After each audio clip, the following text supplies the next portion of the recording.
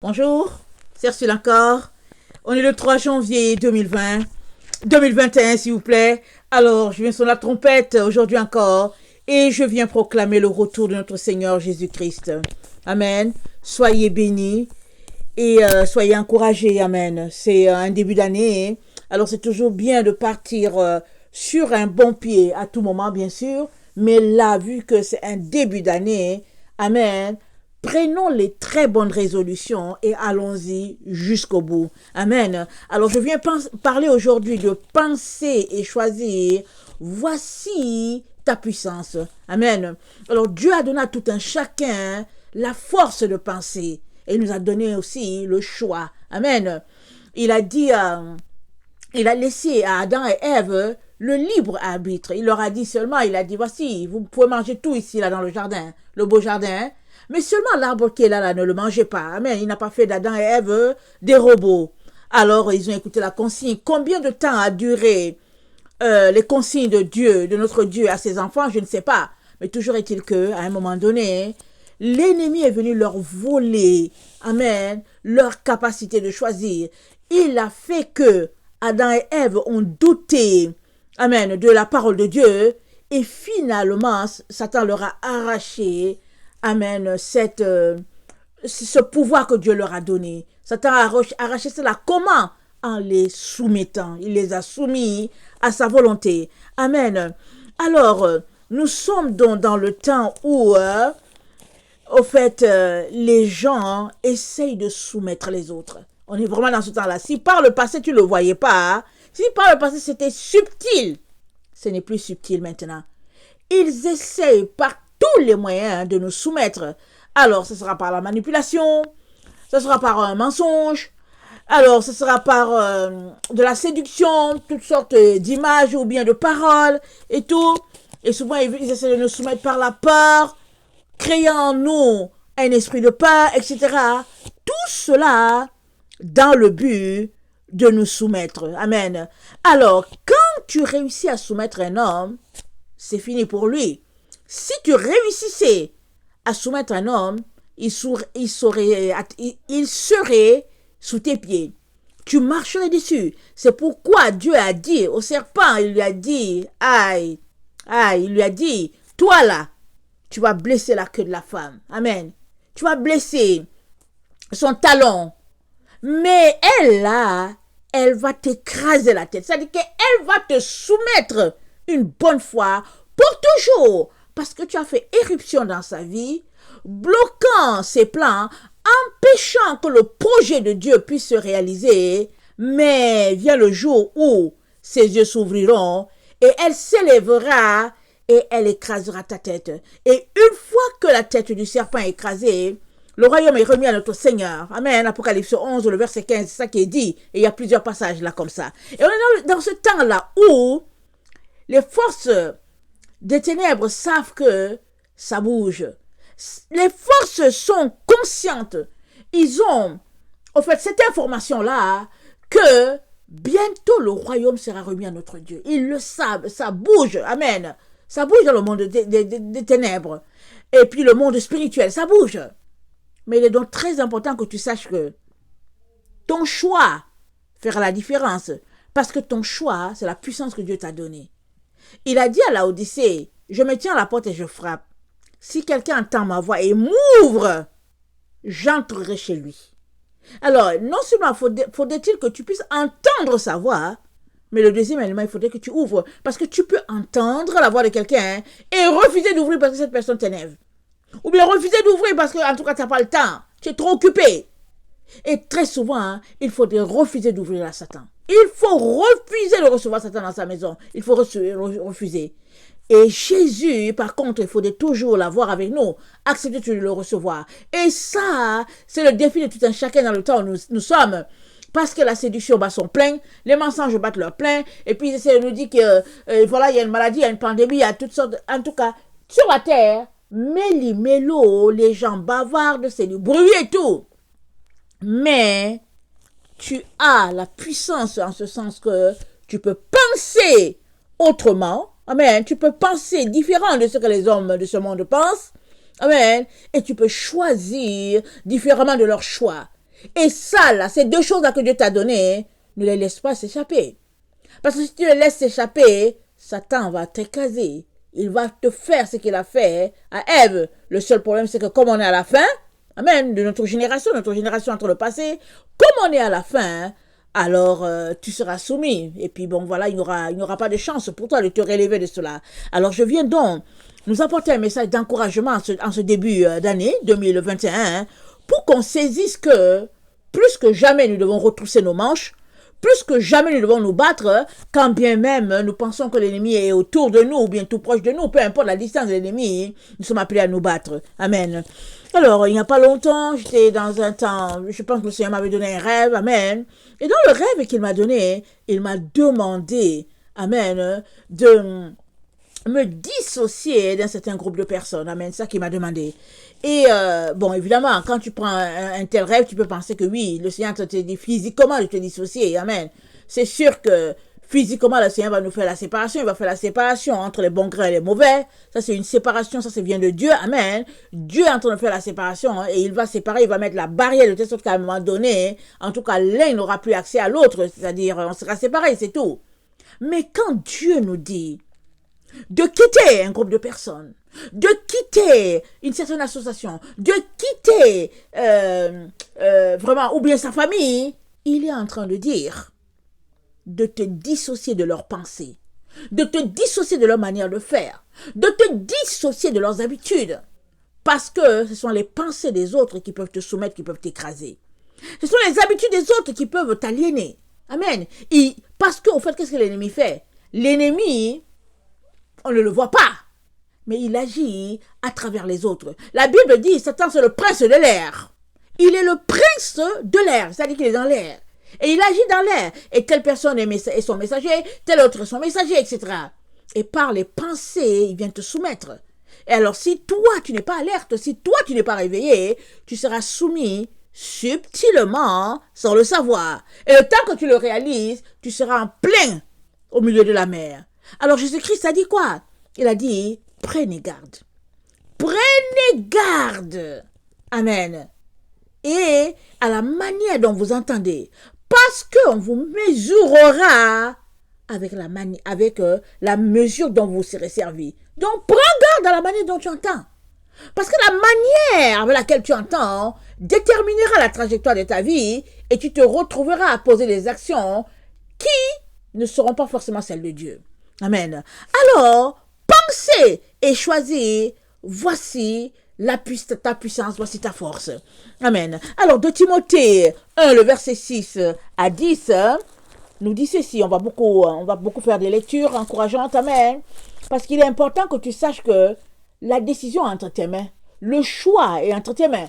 C'est pas entre les mains de l'autre. Il y a plusieurs qui ont remis le cours de leur vie entre les mains de leur pasteur, entre les mains de leurs parents, entre les mains. Il y a des femmes qui ont remis leur destinée entre les mains de leur mari, comme un peu chez les musulmans. Parce que chez les musulmans, c'est dit que le mari peut donner le paradis à sa femme. Alors, si maintenant il en enfer, comment elle va arriver? Elle n'arrivera jamais.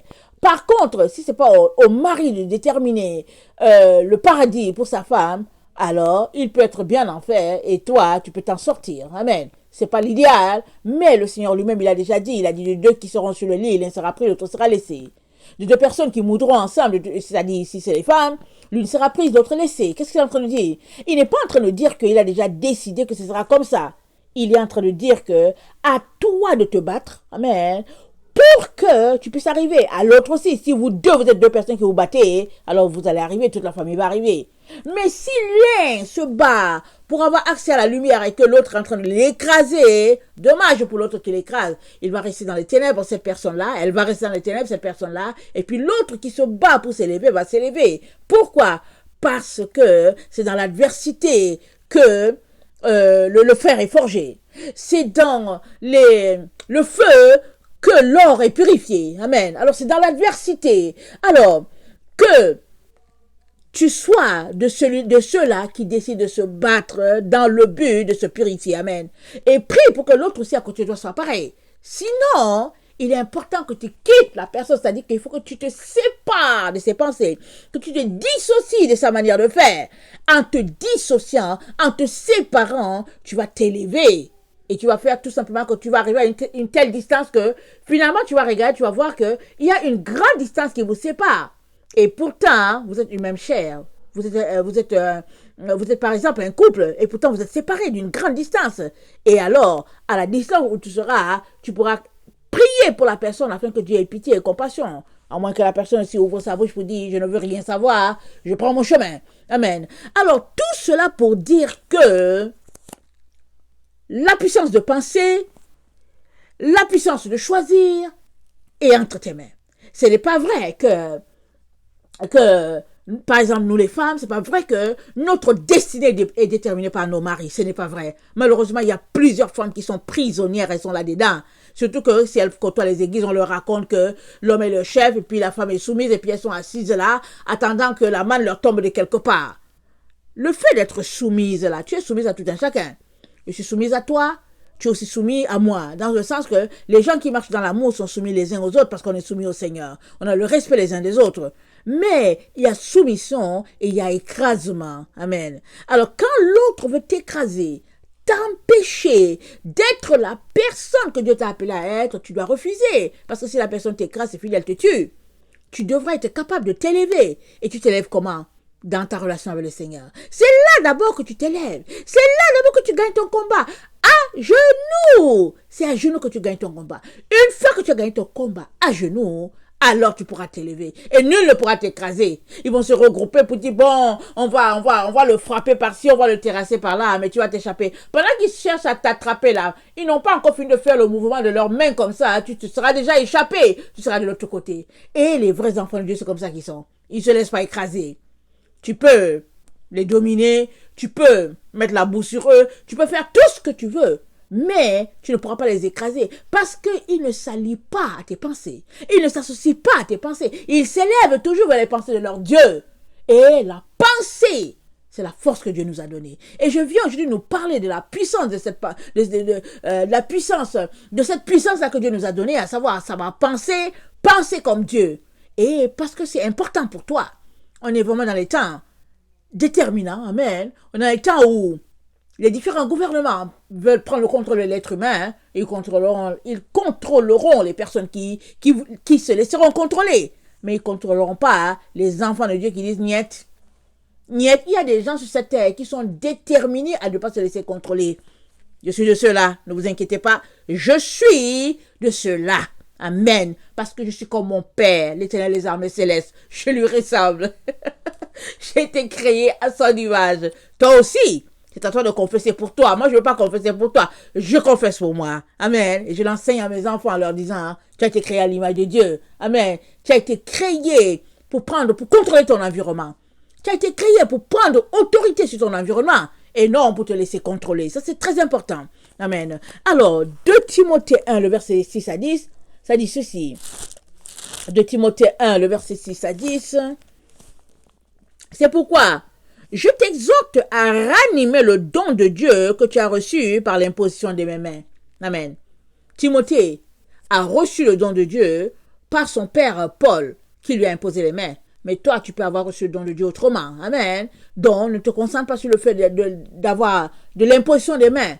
Mais il te dit, ranime le don que Dieu a placé en toi. Il y a quelque chose que Dieu a placé en toi, ranime cette chose-là. Amen. Car ce n'est pas un esprit de timidité que Dieu nous a donné, mais un esprit de force, d'amour et de sagesse. Ça, c'est très important. Dieu nous a pas donné un esprit de timidité. La timidité envoie la peur. La timidité envoie l'écrasement. Amen. Tu es écrasé.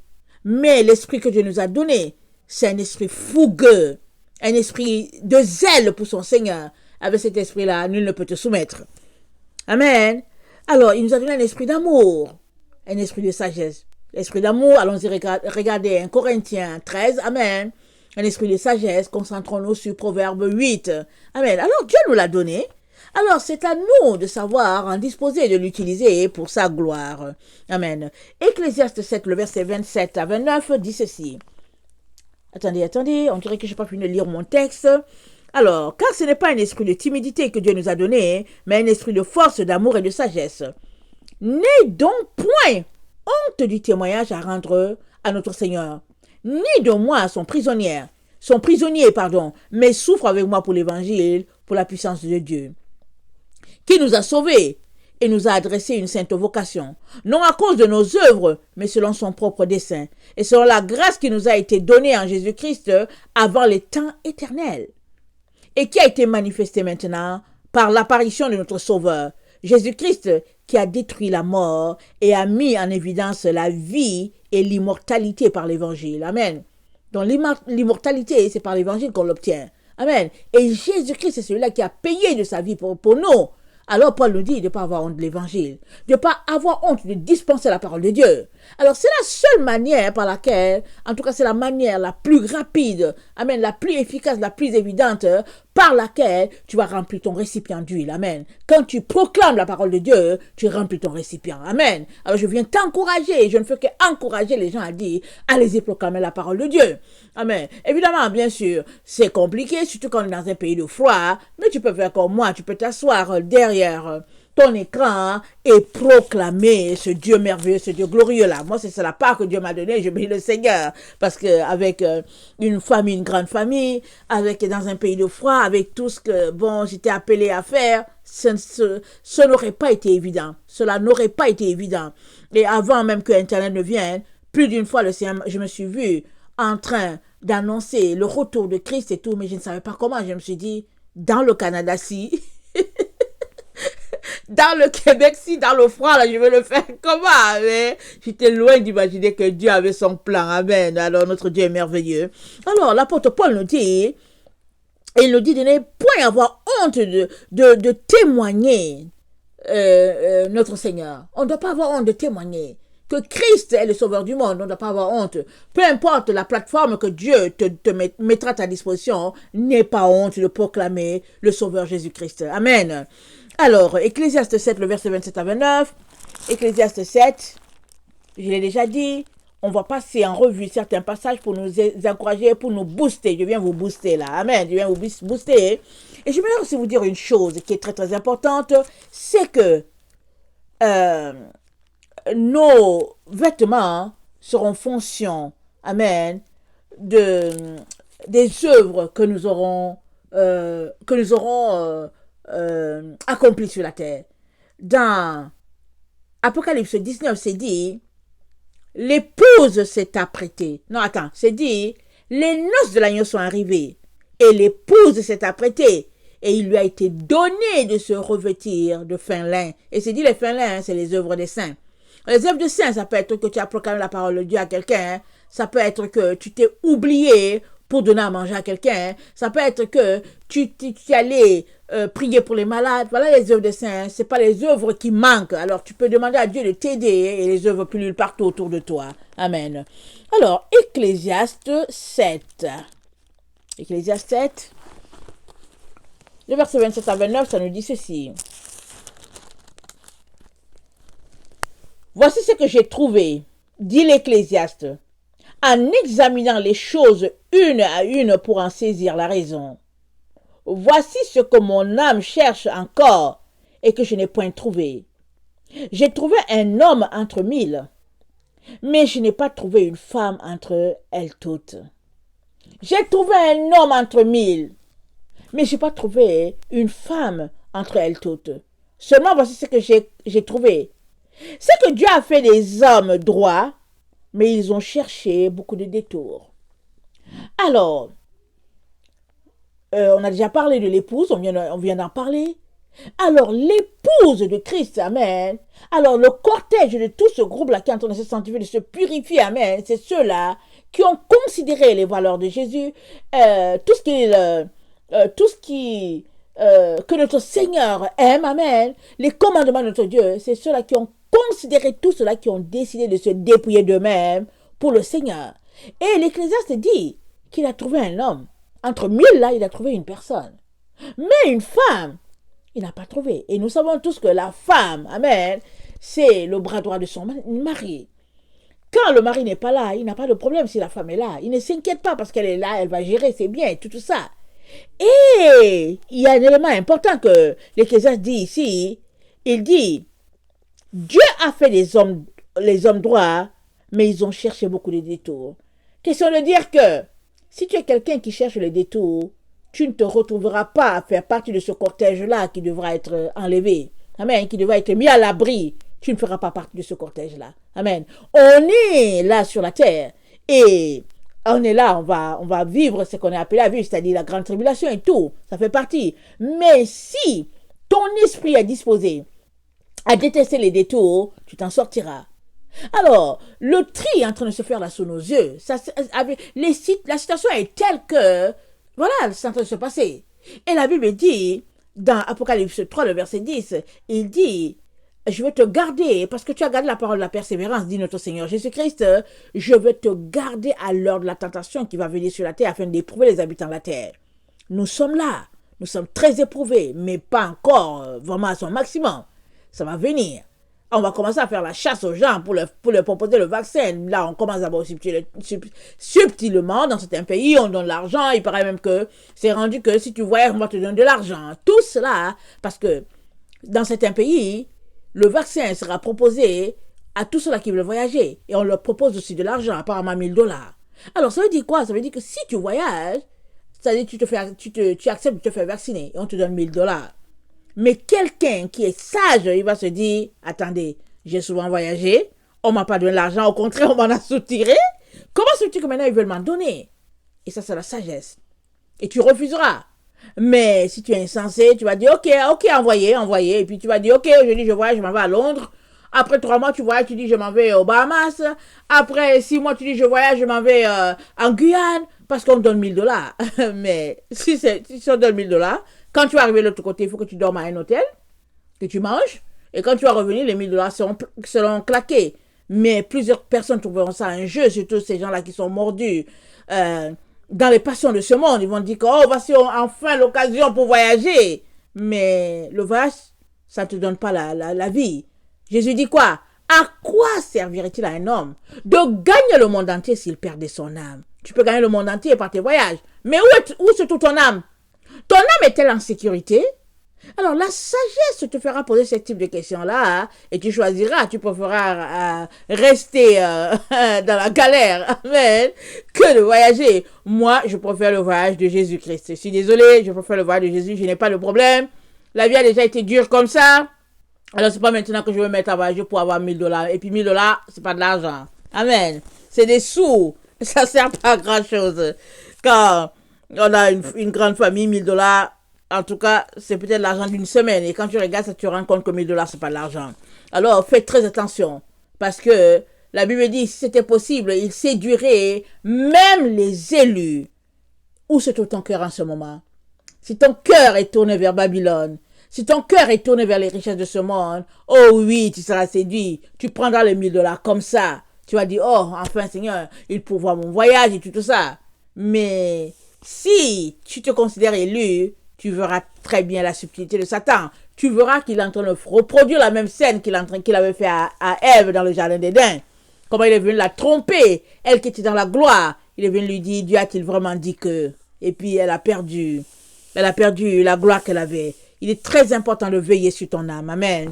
Alors là où nous sommes, organise-toi pour mettre ton âme en sécurité au lieu de dire que tu vas voyager. Alors les gens ne sont pas dupes. Alors les différents gouvernements essaient de voir comment stimuler leur économie et comment te prendre toi et te jeter en enfer parce qu'ils y sont déjà. Ils y sont. Parce que Jésus-Christ n'est pas leur Dieu. Si Jésus-Christ était leur Dieu, ils allaient gérer autrement. La façon qu'ils gèrent montre qu'ils appartiennent à Satan. Et ils veulent envoyer le plus grand nombre. Ils enverront. Qui ils enverront? Pas Ursule. Pas Ursule, ils m'enverront pas. Ils n'enverront pas mes enfants biologiques et mes enfants spirituels non plus. Amen. Voilà un peu, c'est ça la vérité. Il est donc très important de s'accrocher. Ecclésiaste 8, le verset 9 à 12, dit ceci. Le verset 8 à 9. Attends, le verset 9 à 12. J'ai vu tout cela et j'ai appliqué mon cœur à tout ce qui se fait sous le soleil. Il y a un temps où l'homme domine sur l'homme pour le rendre malheureux. On est vraiment dans ce temps-là. L'homme domine sur l'homme pour le rendre malheureux. Il y a ce temps-là. Alors, on est là. Si tu ne vois pas, je ne sais pas comment je te dis. Mais il y a beaucoup qui voient. Ils disent que le gouvernement est bon. Ils disent, oh, le gouvernement nous aime. Ben, pour ceux qui ont le gouvernement comme parents. le gouvernement comme parent, hein, alors le gouvernement vous aime. Mais quand tu sais que ton parent c'est Jésus, tu comprendras tout de suite que le gouvernement il t'aime pas, il peut pas t'aimer. Parce que, bon, ce n'est qu'une entité. Donc voilà. Alors, verset 10. Alors j'ai vu des méchants recevoir la sépulture et entrer dans leur repos. Des méchants sont entrés dans leur repos, écoutez. Et ceux qui avaient agi avec droiture s'en allaient loin du lieu saint et être oubliés dans la ville. C'est encore là une vanité. Alors Salomon est en train de dire, il y a des méchants qui ont changé. Ils sont entrés dans le repos. Alors que ceux-là qui faisaient le bien, ils l'ont perdu. Ils ont été déchus de la grâce. On est dans le temps où tu dois faire très attention. Très, très attention. C'est dit, je répète encore, si c'était possible, il séduirait même les élus. Et qui est élu? Celui-là qui travaille d'arrache-pied pour ne pas être trouvé sur le chemin de Satan. Il est un élu. Les élus, la Bible dit, il y a beaucoup d'appelés, très peu d'élus. Et l'élu, c'est celui qui travaille à son salut avec crainte et tremblement. C'est celui qui veille, c'est celui qui ne s'amuse pas, qui prie, qui dit Seigneur, aide-moi. Il est l'élu. Il travaille, il se dit Seigneur, est-ce que j'ai déjà tout fait? Seigneur, aie pitié de moi. Voilà l'élu. Les autres, ils marchent dans la main dans leur poche. Et puis, ils vivent d'illusions parce qu'on leur a dit qu'ils sont sauvés un jour. Ils sont sauvés toujours. Et ils vivent d'illusions. Et quand ils sont confrontés à quelque chose, ils disent que dans la Bible, il y a une zone grise.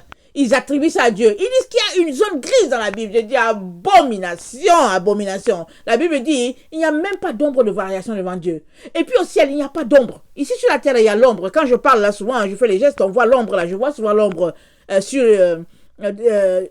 niveau de la vidéo. Mais la Bible dit que là où il y a Dieu, la lumière est telle qu'il n'y a pas d'ombre. Et les gens qui ne veulent pas changer, disent qu'il y a des zones grises dans la Bible. Donc voilà un peu comment finalement ils concluent leur situation. Alors, il est donc très important de réaliser qu'on est dans des moments très, très critiques. Amen, tu le sais, je ne t'apprends pas. On est dans des moments très critiques. Tu devrais faire attention pour le salut de ton âme. Amen. Alors, le verset 11, parce qu'une sentence contre les mauvaises actions ne s'exécute pas promptement.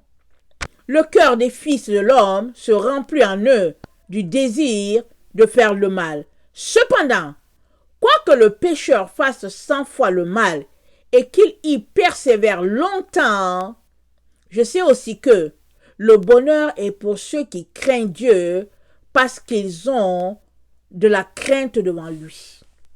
Le bonheur est pour ceux qui craignent Dieu. Alors, tu dois comprendre qu'il est temps, si tu ne crains pas Dieu, mets-toi à le craindre. Mets-toi à trembler à sa parole. Mets-toi à l'exécuter. Parce qu'on est dans le temps où l'évangile éternel est proclamé. Ce n'est que le vrai évangile qui est proclamé sur cette terre en ce moment. Parce que c'est le vrai évangile qui sauvera. Amen. Tous les autres, ça ne sauvera pas. Évidemment, les autres aussi font des efforts pour proclamer pour continuer avec l'évangile de complaisance. L'évangile où, on aime bien les choses de ce monde, on aime le luxe de ce monde, et puis on se dit que Dieu nous voit et tout. Mais c'est l'évangile éternel qui est proclamé. Et cet évangile-là, on le voit dans Apocalypse 14. Alors, ça dit, je vis un ange qui volait par le milieu du ciel, ayant un évangile éternel pour l'annoncer aux habitants de la terre. À toute nation, à toute tribu, à toute langue, à tout peuple, il disait d'une voix forte, craignez Dieu, donnez-lui gloire, car l'heure de son jugement est venue, et adorez celui qui a fait le ciel et la terre, et la mer et les sources d'eau. Craignez Dieu, donnez-lui gloire, adorez. Ça là, ces trois éléments-là, Dieu devrait voir ça dans ta vie à tous les jours. Écoutez, aujourd'hui, on ne sait pas qui est chrétien, qui ne l'est pas. Mais pour les vrais enfants de Dieu, quand les gens les voient, ils savent qu'ils sont vraiment chrétiens. On les voit. Tu les vois. Ils se sanctifient et à l'intérieur et à l'extérieur. Ce n'est pas vrai que tu peux être chrétien et que la sanctification extérieure, c'est pas important, c'est pas vrai. C'est pourquoi on voit les enfants de Dieu, tu vois les personnes, que ce soit des hommes, que ce soit des femmes, ils ont 80 ans. Mais leurs cheveux, ils ont mis du bleu dessus, tu les regardes, tu dis, ah ok, on dirait que la personne a 40 ans. Mensonge. Tu es en train de mentir. Et puis l'autre élément, tu aimes la mode, n'est-ce pas? Donc tu es dans la séduction. Ça veut dire, il y a deux péchés que je viens de nommer là comme ça. Comme ça, je n'ai pas encore nommé les autres. Parce que je ne les connais pas. Mais je vais en nommer deux. Tu vis dans le mensonge. Tu fais croire que tu es jeune alors que tu as 80 ans. Et puis l'autre péché, tu es dans la séduction. Et puis, supposons aussi que tu t'es habillé serré là parce que tu veux paraître un peu jeune. Ça fait 3. Alors, il est important de s'arrêter, de régler ses problèmes lui-même. Mais moi, mon travail, c'est venir de te dire que tu es dans une situation critique. Je viens t'encourager à changer. Évidemment, je n'ai aucun problème à me faire insulter. Je suis habitué, c'est pas un problème. Amen. Je suis habitué et il faut juste que je te dise la vérité. Faudrait que je t'aide à sortir de là. Parce que c'est important que tu puisses prendre tes jambes à ton cou et fuir la séduction de ce monde. Ça, c'est très important. Amen. Alors, Satan va te tromper, te disant que hey, c'est ton droit. Oui, de quel droit il te parle comme ça, etc., etc. Mais sors de là et fuis afin de sauver ton âme. Amen. Alors, Proverbe, voilà. Alors, Proverbe 23, le verset 6 à 9 nous dit ceci. Aujourd'hui, on est beaucoup dans les proverbes ecclésiastes. C'est important parce que c'est là que se trouve beaucoup de sagesse. Proverbe 23. Amen. Le verset 6 à 9, on connaît ce passage-là. Alors, Proverbe 23, voilà ce que ça dit. Verset 6. Ne mange pas le pain de celui dont le regard est malveillant et ne convoite pas ses friandises. Car il est comme les pensées de son âme. Et c'est quoi les pensées de son âme? Les pensées de son âme, c'est qu'il te dit, mange et bois, son cœur n'est pas avec toi. J'espère que tu sais que ce n'est pas bon de manger la nourriture de quelqu'un qui n'est pas avec toi. J'espère que tu le sais. J'espère que tu sais que tu ne manges pas la nourriture des gens qui t'insultent. J'espère que tu le sais. Maintenant, si tu ne sais pas qui t'insulte, tu vas manger leur nourriture. Et en mangeant leur nourriture, tu te bloques. En mangeant la nourriture, tu viens de dresser une barrière sur ton chemin. J'espère que tu sais qui est vraiment avec toi à 100% et qui ne l'est pas. Parce que si quelqu'un est rempli de jalousie vis-à-vis de toi, la personne n'est pas avec toi à 100%. Si quelqu'un passe son temps à te critiquer, elle n'est pas avec toi. Elle a beau t'envoyer de la nourriture, elle a beau t'inviter au restaurant, elle a beau te dire viens on va prendre un pot, elle a beau t'appeler pour que vous causiez, elle a beau te donner des choses, tu ne manges pas, tu la regardes. Pourquoi? Parce que manger avec une personne, c'est communier avec la personne.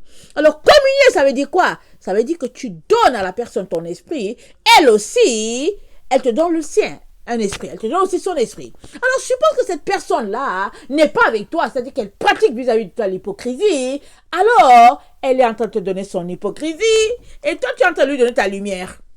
Alors, qu'est-ce qui se passe? Alors, tu vas finir de là, après le débat, ou bien après la communion, tu vas finir infecté avec un peu d'hypocrisie. Elle aura pris une bonne partie de ta lumière, c'est-à-dire quoi? Elle t'aura vidé d'une bonne quantité d'huile. Ça, je te donne les leçons de sagesse. Je te donne les leçons de sagesse, les leçons de sagesse, et puis prends ça, ce que je suis en train de dire. C'est le Seigneur Jésus qui va enseigner ces choses-là. Petit à petit dans mon cheminement. Amen. Il me les a enseignées. Et puis en 2017, quand il m'a appelé d'aller en ligne, première des choses, il a réglé mon problème d'alimentation. Il a réglé mon problème tout de suite. Il m'a parlé, m'a donné des conseils, amen. Et évidemment, je l'ai maintes fois dit, je suis allé directement dans Exode. Il a donné toutes les consignes là-bas à Israël, amen. Alors, si le juif suit à la lettre l'alimentation telle que Dieu a donnée, ça veut dire que c'est aussi bon pour moi. Amen. Ça veut dire que c'est aussi bon pour toi. Maintenant, si tu veux te contenter de continuer à manger ton porc, mange, c'est ton problème. Mais si tu veux être sanctifié, alors sache que ton ADN, il est fait de protéines. Amen. Il est fait de tout ce qui est pur. Alors, c'est écrit que le porc, c'est un animal impur. Ça, c'est écrit déjà. Et même, en 1999, si j'ai bonne mémoire, j'étais assise là avec mon bébé devant la télévision. Et le journaliste disait comment il venait d'avoir une découverte et que désormais, ils allaient injecter au porc un peu d'hormones féminines et puis ils allaient avoir plus de truites. J'ai dit, what? J'ai dit, ils allaient avoir plus de petits. J'ai dit, quoi? J'ai dit quoi? On va injecter un peu d'hormones féminines à la truie pour qu'elle produise plus de petits. J'ai dit bye bye. J'ai juste dit bye bye. Déjà que c'était quelque chose de difficile à consommer. Amen.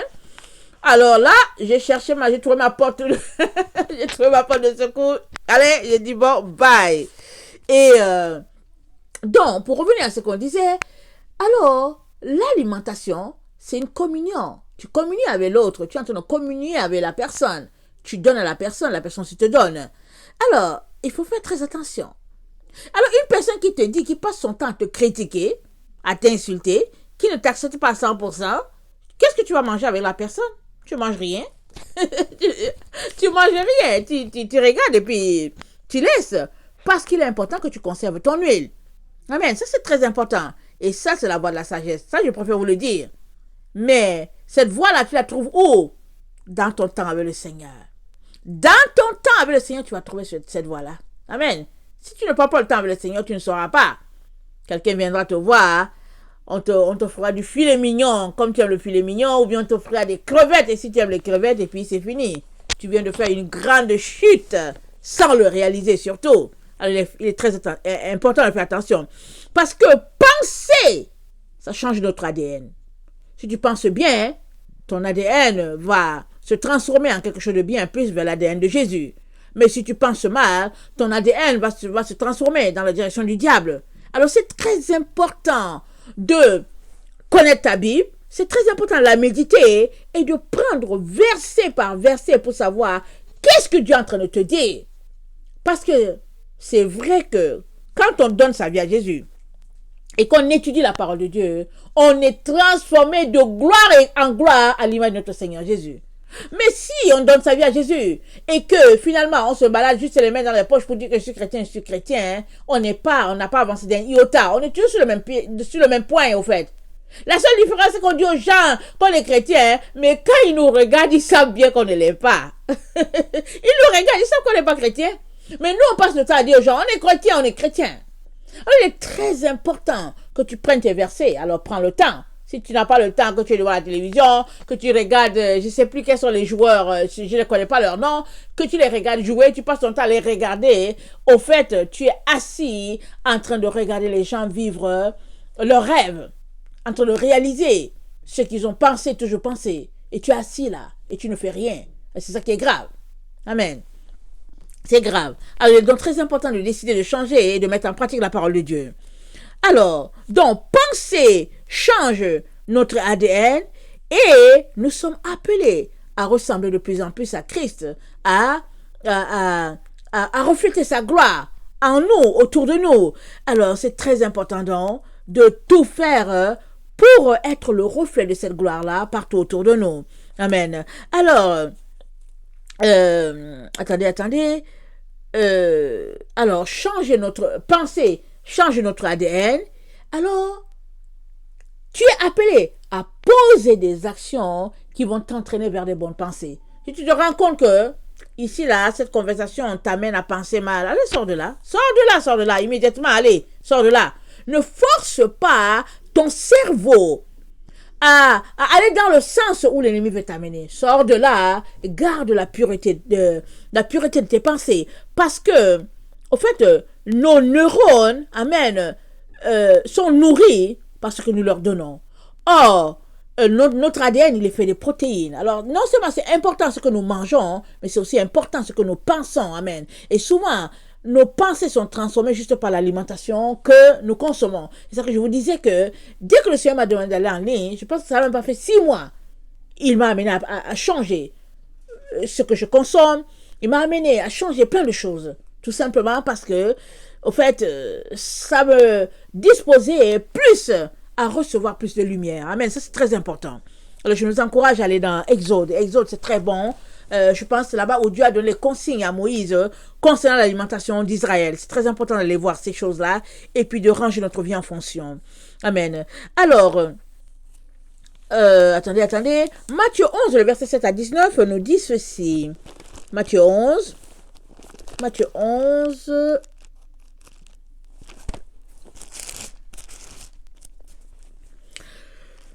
Le verset 7 à 19. Attendez. Ça dit ceci.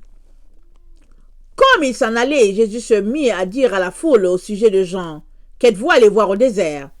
Un roseau agité par le vent? Mais qu'êtes-vous allé voir? un homme vêtu d'habits précieux? Voici ceux qui portent les habits précieux sont dans les maisons des rois. Qu'êtes-vous donc allé voir? Un prophète? Oui, vous dis-je, et plus qu'un prophète. Car c'est celui dont il est écrit. Voici, j'envoie mon messager devant ta face, pour préparer ton chemin devant toi. Je vous le dis en vérité, parmi ceux qui sont nés de femmes, il n'en a point paru de plus grand que Jean-Baptiste. Cependant, le plus petit dans le royaume des cieux est plus grand que lui. Depuis le temps de Jean-Baptiste jusqu'à présent, le royaume des cieux est forcé, et ce sont les violents qui s'en emparent. Car tous les prophètes et la loi ont prophétisé jusqu'à Jean, et si vous voulez le comprendre, c'est lui qui est Élie qui devait venir. Alors, depuis le temps de Jean-Baptiste, verset 12, jusqu'à présent, le royaume des cieux est forcé, ce sont les violents qui s'en emparent. Es-tu violent? C'est pas violent dans ton caractère, je veux dire, c'est pas violent dans frapper les autres, les insulter et tout, mais violent, amen, dans la persévérance dans la parole de Dieu. C'est la violence dans la persévérance. Vous savez quoi? Souvent on a des épreuves sur notre chemin, envoyées par l'ennemi, amen, mais Dieu le permet pour nous épurer. Amen. Il le permet pour nous épurer, parce que l'or, pour qu'il soit épuré, il faut qu'il passe par le feu. Mais si toi, tu es quelqu'un qui a une vie facile, si tu es quelqu'un qui a toujours une solution B, quand Dieu t'envoie les épreuves, tu ne seras jamais poli. Tu vas toujours rester en train de régler tes problèmes, en train d'aller voir tel tonton qui a l'argent, en train d'aller voir maman qui a de l'argent, et puis papa, et puis tu vas toujours régler tes problèmes. Mais si tu laisses Dieu t'éprouver, alors dans la persévérance, tu seras aiguisé, tu seras poli, et tu seras le reflet de sa gloire sur cette terre. Amen. Alors, le verset 19, dans ce qu'on lisait tout à l'heure, dans Matthieu, on a lu Matthieu 11, le verset 19, ça nous dit, le Fils de l'homme est venu mangeant et buvant, et vous dites, c'est un mangeur et un buveur, un ami des publicains et les gens de mauvaise vie, mais la sagesse a été justifiée par ses œuvres. Et puis, quelque part, c'est dit, sagesse a été justifiée par ses enfants. Alors, si ta vie est remplie de sagesse, tes œuvres vont le montrer à l'humanité. On le verra par tes œuvres, par ta manière de faire. Alors, Jésus-Christ est en train de dire quoi? Il dit, les violents s'emparent du royaume. Amen. Il est en train de dire, tu es appelé à persévérer dans les épreuves de la vie et par ta sagesse, tu refléteras la gloire de Dieu. C'est ça qu'il est en train de dire. On devrait le voir sur toi. Maintenant, c'est dit quoi? Qu'une lampe qui est allumée, on ne peut pas la cacher. Si vraiment l'Esprit de Dieu en toi, si vraiment la lumière de Dieu en toi, c'est visible. On ne le cache pas. Les autres peuvent t'insulter et tout. C'est pas grave. Ils ont insulté ton Seigneur. Alors, je ne sais pas pourquoi les gens, ils ont des problèmes. Ils ne veulent pas se faire insulter. Ils sont là et puis, je ne sais pas c'est quoi le problème. Notre royaume n'est pas ici. C'est pas notre pays. C'est pas notre royaume. On n'est pas les citoyens de cette terre. On est les ambassadeurs du ciel. Alors, j'espère pour toi que tu reflètes Jésus-Christ. Il a été insulté, tu seras insulté. Il a été méprisé, tu le seras. Mais ceux-là qui l'ont aimé, t'aimeront aussi. Pourquoi? Parce qu'ils aiment Jésus. Ils aiment l'esprit qui vient de lui. Ils aiment lui, l'esprit qui découle, le parfum de notre Seigneur. Ils l'aiment. L'aloès qui vient de lui, la myrrhe qui vient de notre Seigneur. Ils aiment cela, alors ils vont s'y t'aimer. Alors, voilà, c'est ça. Pas compliqué. D'accord. Ah, ok. Ecclésiaste 8, le verset 16 à 17 dit ceci. Et je vous ai déjà dit, on va naviguer un peu.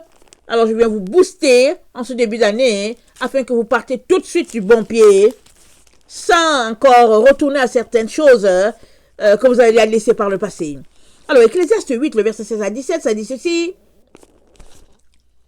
Lorsque j'ai appliqué mon cœur à connaître la sagesse et à considérer les choses qui se passent sur la terre, car les yeux de l'homme ne goûtent le sommeil ni jour ni nuit, lorsqu'il a passé son temps à appliquer son cœur à la sagesse, voilà, j'ai vu toute l'œuvre de Dieu. J'ai vu que l'homme ne peut pas trouver ce qui se fait sous le soleil. Il a beau se fatiguer à chercher, il ne trouve pas. Et même si le sage veut connaître, il ne peut pas trouver.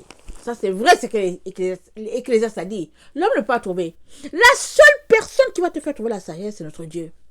C'est notre Seigneur Jésus-Christ. Alors, tu as besoin de faire de la Bible ton ami.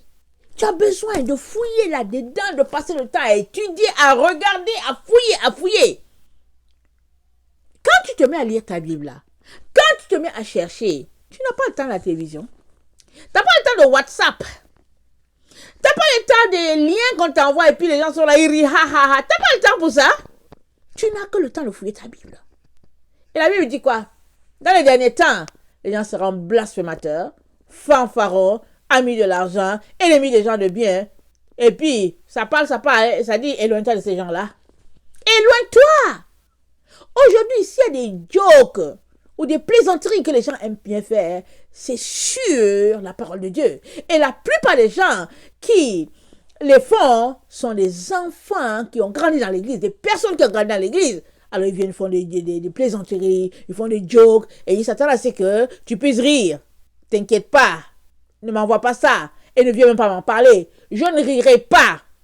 Et puis, ce sera bien pour toi si je te dis rien, hein. C'est que tu as gagné. Ne t'inquiète pas, ne m'envoie pas ces choses. J'ai pas le temps. J'ai pas le temps de bêtises, moi. Je suis désolée. Voilà. Alors, tu peux aussi faire comme moi. Tu peux aussi dire, tu peux aussi mettre la croix dessus. Dès que quelqu'un t'envoie quelque chose, tu peux mettre la croix dessus. Alors, quand WhatsApp a été créé, amen, mais j'étais là, je me suis bien demandé, j'ai dit, mais pourquoi est-ce que dans cette Afrique-là qui est vaste comme quoi, et puis ces pays, ces petits pays, disons, pourquoi est-ce qu'on va créer, je sais pas comment on appelle ça, une plateforme de communication sans qu'ils puissent payer. Le Seigneur m'a dit c'est pour la séduction. C'est la meilleure façon. Parce que si c'est payant, alors il y a beaucoup qui vont s'abstenir. Mais puisque c'est gratuit, alors Satan va les envoyer par milliers en enfer. Par milliers. Il y a des gens qui pensent que non, mais c'est pas grave. Écoute, si l'on rit seulement, rire. En tout cas, donc voilà. Prends le temps de regarder. La Bible nous dit de nous éloigner des plaisanteries. Alors il y a les enfants de Dieu qui vont dire, il ne faut pas exagérer. Ça c'est vraiment trop maintenant, c'est exagéré. Mais est-ce que tu lis la Bible? Tu lis la Bible?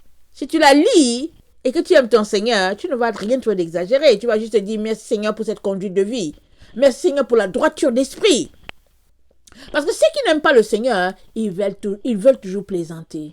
Ils veulent toujours envoyer des blagues. Ils vont te dire, oh non, c'est pour rire que telle personne a dit ceci. Non, garde, merci. Je ne suis pas mon esprit. Garde tes affaires. Garde ton WhatsApp et puis ton Facebook et tout. Garde, j'ai pas le temps. Donc voilà, c'est pas compliqué. Donc voilà, Proverbe 8, le verset 12 à 13. Proverbe 8. Proverbe 8, le verset 12 à 13. Ça dit ceci. Moi, la sagesse, j'ai pour demeure le discernement et je possède la science de la réflexion. La crainte de l'Éternel, c'est la haine du mal. L'arrogance et l'orgueil, la voix du mal. Non, voilà. Sagesse, elle parle. Et puis, on la trouve là où il y a le discernement. Et le discernement, c'est quoi?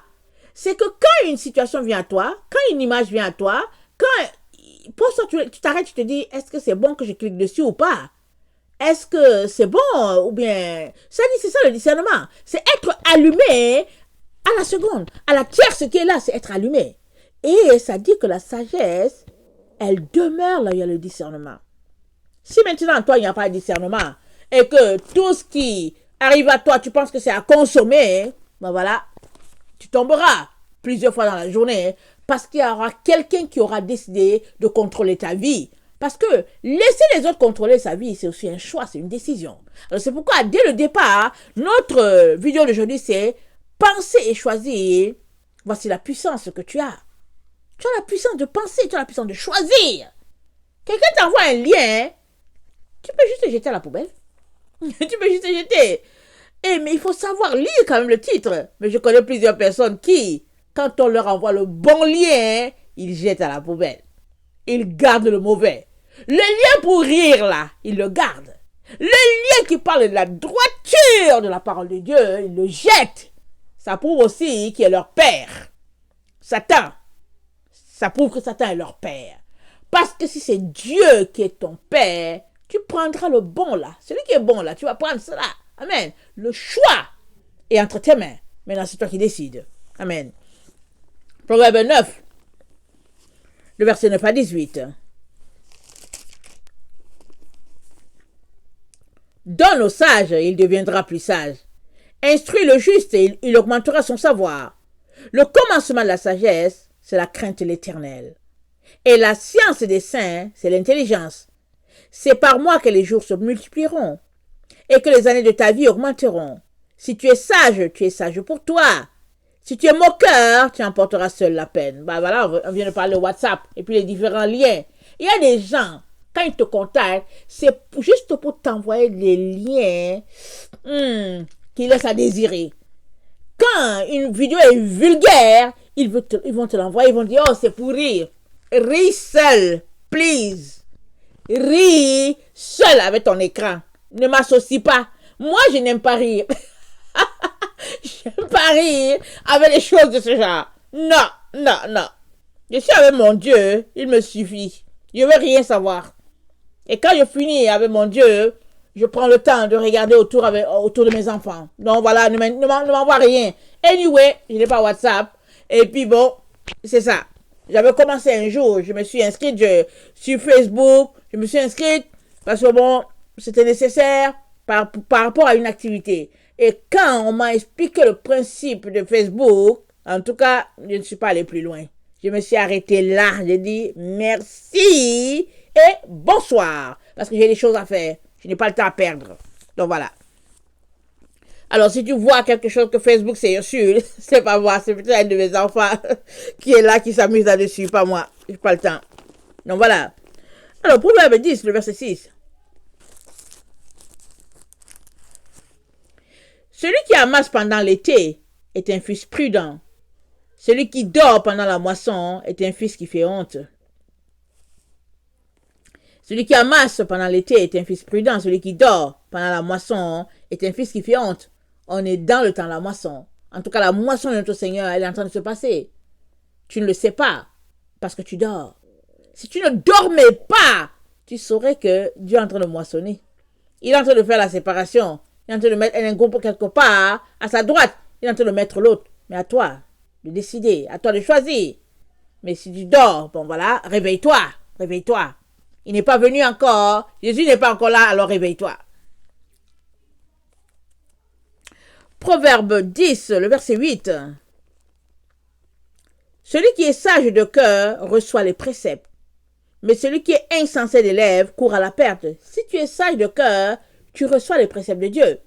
Et ces préceptes, qu'est-ce qu'il dit dans ces préceptes? Dans Philippiens 4, qu'est-ce qu'il dit? Alors, celui qui est sage reçoit des préceptes. Allons-y dans Philippiens 4. Ça nous dit quelque chose de très poignant ici. Excusez-moi.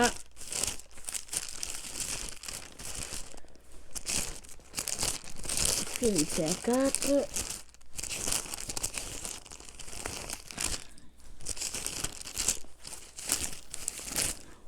Attendez. Le verset 8. Au reste, frères, que tout ce qui est vrai, tout ce qui est honorable, tout ce qui est juste, tout ce qui est pur, tout ce qui est aimable, tout ce qui mérite l'approbation, ce qui est vertu et digne de louange, soit l'objet de vos pensées. L'objet de vos pensées. Alors, que tes pensées soient connectées à ce qui est pur, que tes pensées soient connectées à ce qui est aimable, ce qui est honorable, ce qui est juste, ce qui mérite l'approbation, ce qui est vertueux, ce qui est digne de louange. Autrement dit, quand c'est des choses qui ne figurent pas dans cette catégorie, jette cela. Si quelqu'un t'envoie sa vidéo WhatsApp ou whatever, jette ça là. Si c'est juste quelque chose de vulgaire, allez, balance ça à la poubelle. Ne clique pas d'abord et tu te mets à rire pour dire, oh Seigneur, pardonne-moi. Mais non, jette ça. Ne regarde même pas, t'as pas le temps. Et puis surtout, puisque tu aimes ton frère ou ta soeur, si ce sont des chrétiens, prends soin de lui dire, tu sais quoi, ne te fatigue plus à m'envoyer des choses comme ça, tu le dis, et tu le dis, comment on appelle ça, dans l'amour, il comprendra, parce que tu aimerais aussi le faire sortir de là, ou la faire sortir de là. Mais si tu penses que bon, voilà, c'est honteux, alors voilà, c'est dommage. Parce que l'amour reprend l'autre, amen. L'amour reprend l'autre. Parce que c'est important que cette personne-là puisse saisir aussi qu'elle ne peut pas passer sa vie à cliquer sur les plaisanteries de ce monde, parce qu'elle finira loin de Dieu. La parole de Dieu a été écrite. On ne peut pas la changer, elle est déjà écrite. Elle est déjà là. Alors, Jésus a dit quoi? Il dit, moi, je ne vais pas vous juger. Mais la parole, c'est celle qui vous jugera. Amen. Alors, Proverbe 18, le verset 5 à 6. Proverbe 18, le verset 5 à 6. On connaît ce passage. Très, très bien. Ça dit ceci. Proverbe 18, le verset 5 à 6, ça dit, il n'est pas bon d'avoir égard à la personne du méchant pour faire tort au juste dans le jugement. Il n'est pas bon d'avoir égard à la personne du méchant pour faire tort au juste dans le jugement. Mais aujourd'hui, c'est rempli. Les gens voient bien que cette personne-ci, elle a parlé dans la justice, mais par crainte des hommes, ils s'en vont du côté là où il y a le mal. Et puis ils condamnent le juste. Les gens marchent, ils marchent ensemble comme, je ne sais pas comment le qualifier, ils marchent ensemble dans leurs bêtises, dans leurs erreurs, dans leurs mensonges, dans leurs ténèbres. Ils se tiennent ensemble. Et la Bible dit, il n'est pas bon d'avoir égard à la personne du méchant. C'est-à-dire que si tu vois qu'ici, c'est un acte de méchanceté, ne t'associe pas. Sors de là. Sors. C'est pourquoi il vous disait que le Seigneur m'a dit, sors d'un certain groupe de personnes. Amen. Et il est en train de me dire, sors de leurs pensées. Et il est en train de me dire, ne connecte pas leurs pensées. Sors de là, élève-toi. Élève-toi. Ils ont des pensées contraires à Dieu. Élève-toi. Va chercher des pensées supérieures. Va faire des fouilles pour savoir ce que moi, l'Éternel, je pense par rapport à ce qu'ils pensent. Amen. Excusez-moi. Les lèvres de l'insensé se mêlent aux querelles. Et sa bouche provoque les coups. En tout cas, là où il y a les insensés, tu sauras toujours. Ils aiment les querelles. Excusez-moi d'appuyer dessus. Ils aiment la chicane. Là, ils vont discuter. La Bible ne dit pas discuter. Ils vont discuter. La Bible ne dit pas discuter. Les opinions. Ils vont rester là pour dire que oui, mais c'est cela. Surtout quand l'école nous a appris thèse, antithèse et puis synthèse. Alors, ils vont discuter. Et ils veulent toujours avoir le dernier mot. Ils veulent avoir le dernier mot. Ils veulent conclure pour dire que bon, conclusion, voilà. Ne va pas avec eux. Ne va pas. Ils sont égarés. Prie pour eux, pour qu'ils sortent là, ce sont les enfants de Dieu. Mais ne t'associe pas avec eux.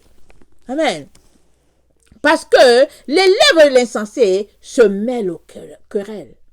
Ces lèvres, en tout cas, ils s'associent à ce que Dieu n'aime pas. Alors, et puis Proverbe 18 nous dit, on l'a déjà lu hier, ça nous dit, attendez, ça nous dit, c'est du fruit, attendez, Proverbe 18, le verset 20.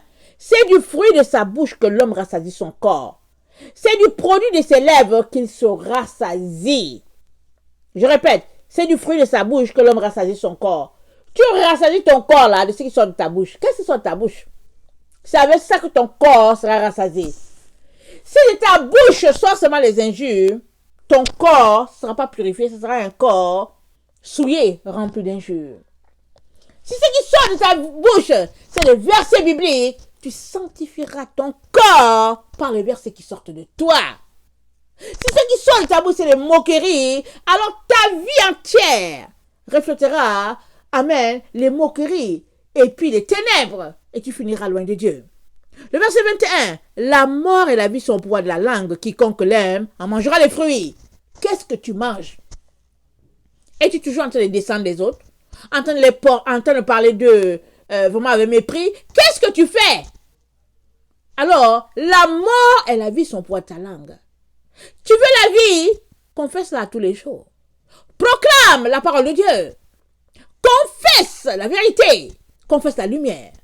Mais évidemment aussi, si tu confesses des ténèbres, tu finiras dans les ténèbres. Et puis, si tu t'associes aux gens insensés, tu finiras avec eux.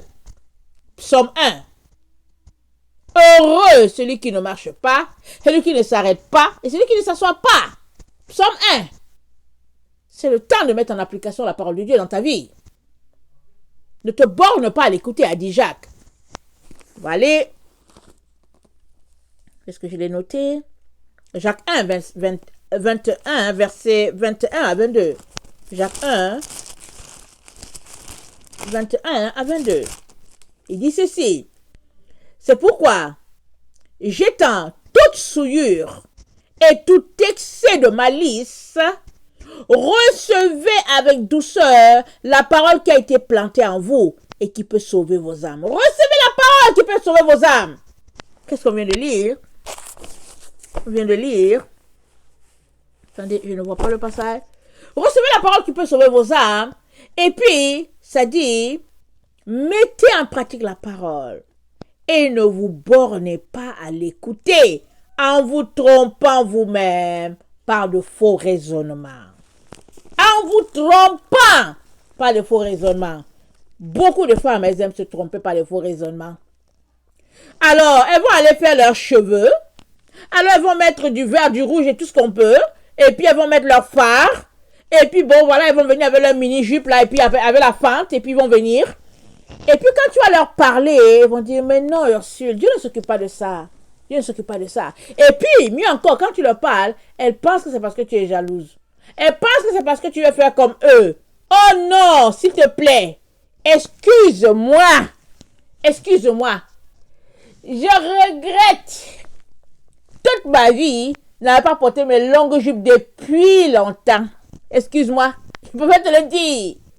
Je suis très bien dedans. J'ai dit, oh Jésus, tu m'aimes trop. Laisse-moi porter ma jupe jusqu'à mes chevilles. Laisse-moi porter ça.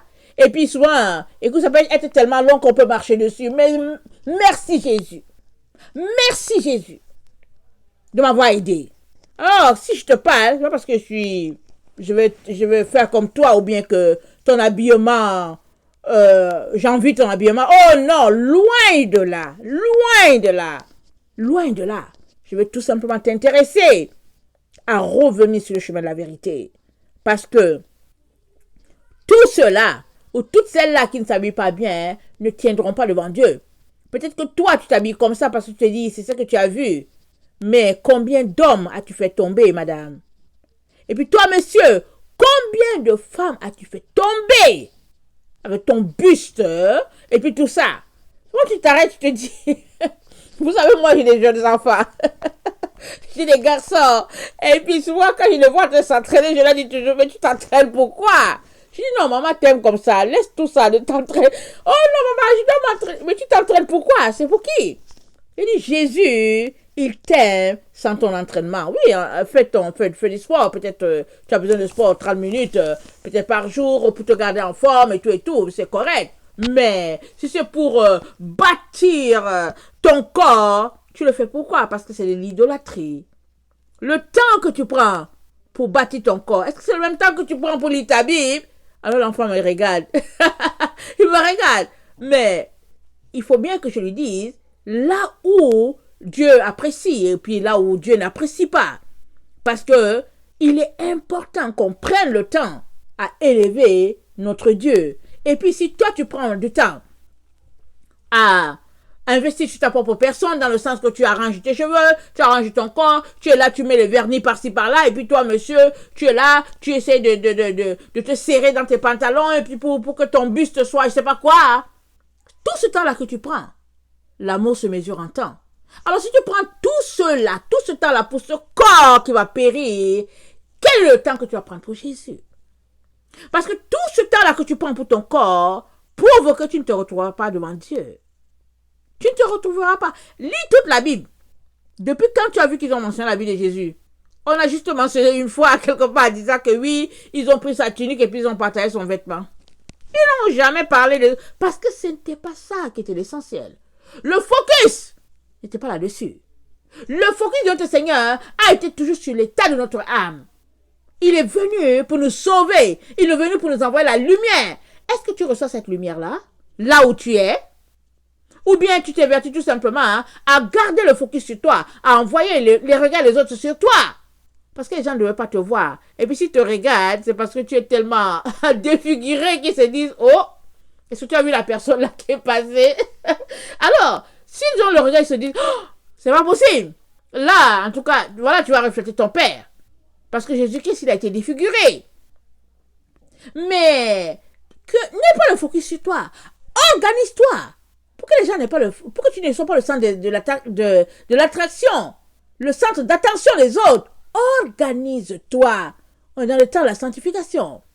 On est dans les temps où nos pensées doivent s'aligner avec les pensées de notre Dieu. Il dit quoi? Mes voix ne sont pas vos voix, et mes pensées ne sont pas les vôtres. Mes pensées sont au-dessus des vôtres, et mes voix sont au-dessus de vos voix. C'est ce que notre Dieu dit. Il est important que nous puissions atteindre ce stade-là. Et cela commence par lire notre Bible. Cela commence par nous mettre à genoux, à nous mettre à terre pour ce Dieu-là. À terre. Comme je vous dis toujours, je suis en train d'enseigner. Je suis assise sur un pouf là. Souvent, je suis assise sur un petit fauteuil. Mais quand vient le moment de prier, à terre, s'il vous plaît. Je dis, Seigneur, pardon, aide-moi là. Par terre, c'est bon là-bas. C'est ma place. Alors qu'avant, c'était pas comme ça. Hein? Je devais m'asseoir sur la chaise.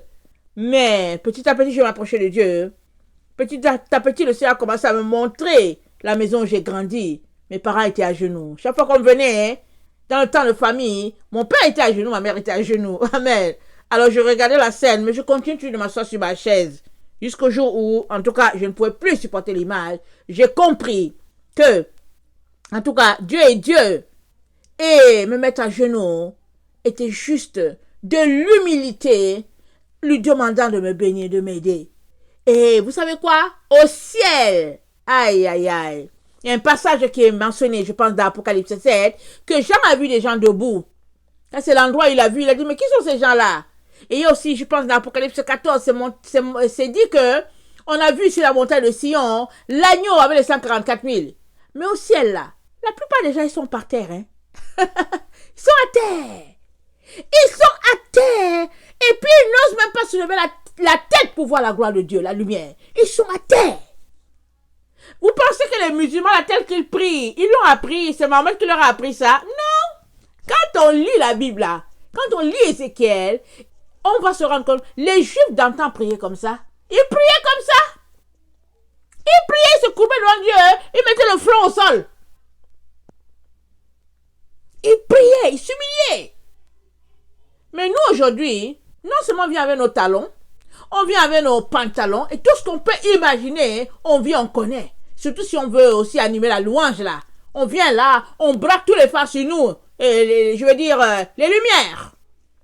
Mais, en tout cas, notre attitude de révérence a tout à voir. A tout à voir avec les bénédictions que le ciel déverse sur nous ou pas. C'est très important. Apprenons à nous humilier. Apprenons à considérer ce Dieu-là en lui donnant toute la place qui est la sienne. Et nous, soyons à notre place. Par terre, s'il vous plaît. C'est à chacun de choisir de bâtir sa maison. Tu es le temple du Saint-Esprit, moi avec. Si du moins nous marchons sur le Saint-Esprit. Mais nous devons bâtir notre maison. Et comment la bâtissons-nous, notre maison? Proverbe 24, le verset 3 à 4 dit ceci. Proverbe 24, le verset 3 à 4.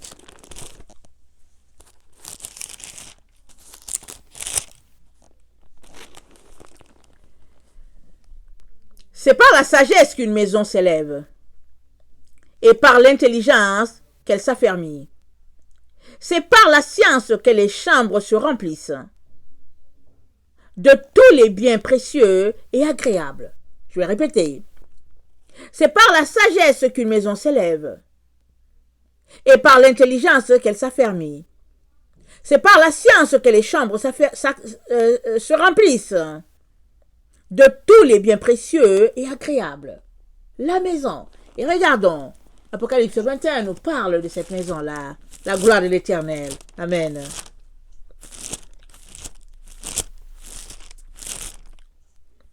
Puis je vis un nouveau ciel et une nouvelle terre. Car le premier ciel et la première terre avaient disparu, et la mer n'était plus. Je vis descendre du ciel d'auprès de Dieu la ville sainte, la nouvelle Jérusalem préparée comme une épouse qui s'est parée pour son époux. Et j'entendis du trône une forte voix qui disait, « Voici le tabernacle de Dieu avec les hommes. Il habitera avec eux. Ils seront son peuple et lui-même sera avec eux. » Amen. Amen. ayant l'image du tabernacle. Amen. Comment Dieu descendait. Il parlait à Moïse entre les deux chérubins. Amen. Amen. Au niveau du propitiatoire. Amen. Et la gloire de Dieu descendait quand Dieu venait. Amen. Il essuiera toute larme de leurs yeux. Et la mort ne sera plus. Et il n'y aura plus ni deuil, ni cri, ni douleur, car les premières choses ont disparu. Et celui qui est assis sur le trône dit, voici, je fais toutes choses nouvelles. Et il dit, écris ces paroles sont certaines et véritables. Et il me dit, c'est fait. Je suis l'alpha et l'oméga, le commencement et la fin. À celui qui a soif, je donnerai à la source d'eau de vie gratuitement. Celui qui vaincra héritera ces choses, et je serai son Dieu, il sera mon fils. Mais pour les lâches, les incrédules, les abominables, les meurtriers, les impudiques, les enchanteurs, les idolâtres, et tous les menteurs, leur passera sur les temps ardents de feu et de soufre, qui est la seconde mort. Amen. Le verset 10, Apocalypse 21. Il me transporta en esprit sur une grande et haute montagne. Amen. Et il me montra la ville sainte. Alors c'était, attendez d'abord, c'était, on a vu la ville qui descendait du ciel, et là il me transporta en esprit dans une grande et haute montagne. Il me montra la ville sainte, Jérusalem qui descendait du ciel d'auprès de Dieu, ayant la gloire de Dieu. Son éclat était semblable à celui d'une pierre très précieuse, d'une pierre de jaspe transparente, comme du cristal. Elle avait une grande haute muraille, elle avait 12 portes, et sur les portes 12 anges, et des noms écrits, ceux des 12 tribus des fils d'Israël. Alors ça continue d'écrire, mais la Bible dit quoi? Tu es la maison du Saint-Esprit, moi avec. Amen. Une maison qui est devenue une ville. Mais il est très important que toi et moi puissions travailler à notre temple qui est notre propre personne, à laisser aller les choses de ce monde, à nous dépouiller, amen, des passions de la chair. Il est important qu'on laisse aller ça pour que la ville, amen, puisse émerger de nous. Amen. C'est d'abord une maison, et que la maison devienne une ville, et puis etc., et que Dieu puisse trouver, amen, son plaisir à habiter au milieu de nous. Amen. Il est important que nous puissions considérer, amen, choisir selon Dieu. Parce que la pensée, amen, et le choix sont deux puissances que Dieu nous a données pour transformer notre vie, pour transformer notre ADN. Amen, ça c'est très important. Amen. Alors, la pensée dont elle change notre cerveau, la manière dont nous réfléchissons d'un bout ou de l'autre, d'un côté ou dans l'autre sens. Alors, il est donc important, tout est là, on nous a tout donné. Souvent quand les gens essaient de discuter, je leur dis toujours, regardez, les gens d'avant là, ils n'avaient même pas la Bible. Ils avaient des bouts par-ci, ils avaient des bouts par-là. Et pourtant, plusieurs avaient une foi pure. Amen. Et souvent, il paraît que les gens pouvaient prier pour dire, oh oui, Dieu de Thomas, révèle-toi. Et le Dieu de Thomas se révélait à eux. C'est comme ça que les musulmans prient. Ils n'ont pas la Bible. Mais quand ils prient, ils disent, le vrai Dieu, révèle-toi à moi. Si vraiment, Issa, tu es Dieu, révèle-toi à moi. Je veux savoir. Jésus vient, Jésus se révèle à eux. Mais nous, on a la Bible. Mais elle est lettre morte pour plusieurs. Quand on la regarde, on les poussette peut-être une fois par semaine.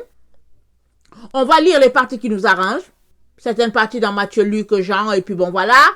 Et on parle beaucoup de l'apôtre Paul, parce qu'on pense qu'il est pour nous, et qu'il aurait dit aux femmes de fermer, de ne pas parler. Alors on est là content, et puis on est dans l'illusion.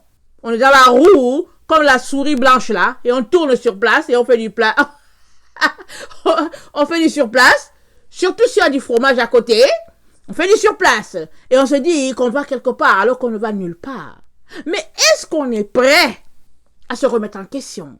Est-ce qu'on est prêt à se repentir, à dire Seigneur, viens à mon secours, aide-moi? Parce qu'il y va vraiment de notre vie. C'est très important, ce que je dis là. C'est très important. Parce que c'est sûr que je vais continuer sur les enseignements sur Apocalypse, nous préparant, mais on doit savoir que la pensée que Dieu nous a donnée, c'est toute une puissance. Par la pensée, nous allons dans la direction de Satan, ou bien nous allons dans la direction de Jésus. À nous de décider. Et c'est pas vrai qu'on peut décider en groupe. Il y a des gens qui décident en groupe. Non, on ne décide pas en groupe. Tu te sauves toi seul. Quand tu es sauvé là, tu peux sauver l'autre. Mais si tu n'es pas sauvé et que tu te mets dans un groupe, comment tu vas faire? Et quand l'ennemi vient, c'est chacun qui s'en va dans sa direction. As-tu vu des gens courir parce qu'il y avait un danger? Les as-tu vus courir dans le même sens? Mais chacun qui fuit, il fuit pour sa vie. Et regarde un peu, quand le 9/11, quand les tours étaient en train de tomber, regarde comment les gens se sauvaient. C'était terrible. As-tu vu les gens fuir un feu? Ils ne fuient pas ensemble pour dire, ok, allons-y dans cette direction. Il y a des gens qui fuient, ils oublient même qu'ils ont des enfants. Quand ils arrivent là-bas, ils se disent, oh, mon fils, et voilà, c'est ça, on fuit. Alors, tu as la pensée que Dieu t'a donnée pour pouvoir décider. C'est pas vrai que tu devrais penser en groupe. Non, ça c'est la pensée de Satan. Ça c'est le tactique de Satan. Pour garder les gens ensemble dans un cercle, là, on les garde, on dit que oui, on est ensemble, on est dans un club. Non, non, les clubs, ça va pas au ciel, hein. On va pas au ciel en club. On va individuellement. Le salut individuel. Au ciel se trouve chaque personne qui a réussi à fuir le monde individuellement. Et au ciel, ils ont été rassemblés par Jésus-Christ et se retrouvent donc au ciel dans la présence de Dieu. Mais c'est des individus, seul à seul. On vient de lire je pense dans Ecclésiaste, il dit, un homme, il a trouvé un homme parmi 1000. Et ça, là, ici, là, c'est une prophétie. Parce que Jésus a dit à Thomas, il a dit à Thomas, une personne sur 1000 est sauvée et 2 personnes sur 10 000. On n'a pas le texte, mais ça, c'est les paroles directes de Jésus-Christ à Thomas, un peu comme des proverbes. Amen. Et j'écoutais un pasteur qui était mort, et puis pendant longtemps, amen. Et puis bon, le Seigneur lui a fait visiter le ciel, et puis bon, l'enfer aussi et tout. Il est venu, et il a fait des services funèbres à plusieurs de ses fidèles, à plusieurs de ses diacres, à des anciens de son église et tout. Mais il était choqué de les retrouver en enfer. Il était choqué. Il était en enfer. Il dit, Seigneur, je ne comprends pas. Et Jésus lui a dit, sur 1000 personnes, une est sauvée. 1000 personnes, une est sauvée. J'espère que ce sera toi. J'espère que sur un tas de 1000, tu feras partie, tu seras la 1000e personne. Tu seras la personne qui sera sauvée. Il est très important. Là où nous sommes là, nous devons nous comporter vraiment, méticuleusement, vis-à-vis de ce Dieu-là. Nous devons nous dépouiller des œuvres de la chair. Je dis une chose, il faut que je revienne là-dessus. Ça ne veut pas dire que Jésus va juste sauver une personne sur 1000, ok? Ça ne veut pas dire ça. Ça veut dire que le passage est étroit. Ça veut dire que la course, elle est serrée. Ça veut dire qu'il est important que tu te battes de manière à pouvoir entrer. Jésus a dit quoi?